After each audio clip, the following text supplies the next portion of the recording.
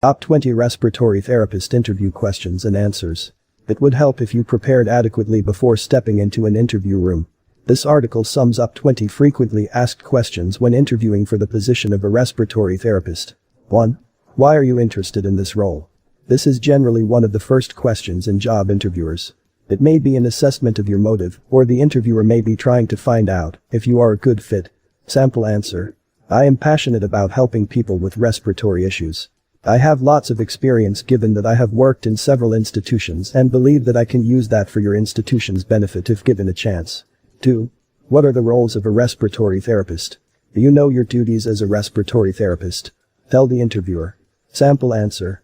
A respiratory therapist performs diagnostic and function tests to assess the lung capacity and capability of patients. He or she also works with physicians to develop treatment plans and evaluate the progress of patients. 3. What are the qualities that a respiratory should possess to be effective? Certain qualities dictate professional success. Therefore, you should ensure that you know and have these qualities if you want to be a perfect fit for the job at hand. Sample answer. A respiratory therapist should be compassionate, detail-oriented, patient, a good communicator, and a problem solver. He or she should also have extensive science and math skills. 4. What major challenge did you face during your last role? How did you handle it? Every employer wants an employee who is a problem solver.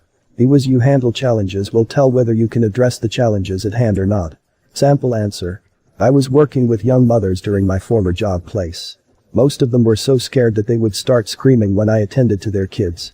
Some were rude and arrogant when I gave them test results and accused me of faking results. My interpersonal skills helped me calm them down all the time. 5. Describe your daily routine as a respiratory therapist. You are expected to have conducted a research level to know how things work, even if you have not served as a respiratory therapist before. Sample answer. My daily routine as a respiratory therapist revolves around meeting patients and conducting tests on them. I then meet with other physicians to discuss what we are dealing with before coming up with a proper treatment plan, guided by the test results. 6. Briefly describe your experience. Most people mishandle this question. The interviewer is not asking for a recap of your CV. All he or she wants is to know some of the areas you are good at to assess whether you will be an excellent addition to the institution. Sample answer. My first job at Johnson Institute mainly focused on children. While here, I learned you can include some of the systems and equipment that you used, or even procedures that you became good at. 7. What kind of strategies and mindset is required for this role? You cannot take up a job without the right strategy and state of mind and succeed. Therefore, the interviewer must find out whether your approach and mindset are in line with the task at hand. Sample answer. This role requires someone who is focused since it covers a very complicated body system. The best strategy is team working with other physicians to uncover any underlying issue that may need attention. 8. What is the biggest challenge that you foresee in this job? It would help if you had taken your time and assessed the institution's operations. This will help you answer this question correctly. Sample answer. I have realized that the respiratory therapy ward is secluded from the rest. It may be quite challenging working swiftly with other doctors if the need arises. However, I am optimistic that we can find a solution.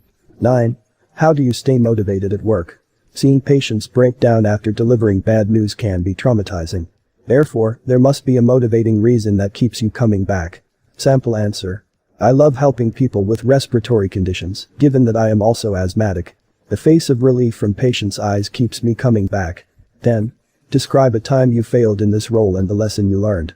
The beauty of failure is that we learn to do things differently. This is not a trap. Sample answer. I once diagnosed a patient with a chronic chest infection, and the family went wild. They hurled accusations and called me all sorts of names, and I lost my temper for a minute. I admitted to having lost my cool with my supervisor, who later summoned me. I learned that this field requires lots of patience and understanding. 11. Kindly tell us about a respiratory condition that you have treated and the approaches you used. The interviewer is assessing your general knowledge and level of expertise. He or she wants to know whether you have dealt with complex cases and if you can handle some. Sample answer. I have dealt with several cases of the Middle East respiratory virus. I offered treatment according to the severity of the virus and monitored the patients frequently. 12. What is the best way of explaining a respiratory treatment to an anxious patient, in your own opinion? The interviewer wants to know whether you will be professional, empathetic, and transparent when performing painful procedures for the patients. Sample answer. I would first model the procedure and answer all the questions asked by the patient. I will offer the best pain relief and coach the patient through every process. I also understand that this differs from patient to patient. 13. What would you do if a patient or family member disagreed with your assessment? You should be prepared to, at times, conflict with patients or their family members. The interviewer wants to know if you will manage to handle such cases independently and your general attitude. Sample answer. I understand that a patient's family is always invested in his or her treatment. I would listen to their concerns and address them directly and independently. I'd also come up with a list of solutions and offer as much information as I can. 14. How do you deliver bad news to a patient or his or her family? The interviewer wants to know how emotionally involved you can be in your treatment and handle bad news and outcomes well. Sample answer. I'd first assess the situation and communicate in the warmest manner ever. After this, I'd offer the family several support resources. 15. What would you do if another respiratory therapist had a different view about a diagnosis? The interviewer wants to know if you can work well with other respiratory therapists. Your answer will tell him or her whether you can be an asset or a liability. Sample answer. I would ask my colleague to elaborate more and listen to his or her concerns. I'd then try to approach the situation from his or her perspective and offer practical solutions and involve colleagues. 16. How would you advise a patient who caught an asthma attack but has no medication? This is a technical question, and the interviewer is trying to assess your level of expertise. Ensure that you answer it well. Sample answer. I will tell the patient to be as calm as possible and then take long, deep breaths. He or she should then identify the trigger and do away with it before sitting upright and taking a high caffeinated drink. This should help ease his or her attack. 17. Why is a patient pH measured before respiratory therapy is given? The interviewer must ask questions that deduce your expertise. Therefore, make sure that you handle this with the level of knowledge the second question needs. Sample answer. Knowing the acidotic or alkalotic balance before treating a patient helps therapists assess his or her lung function and decide whether the patient requires further testing.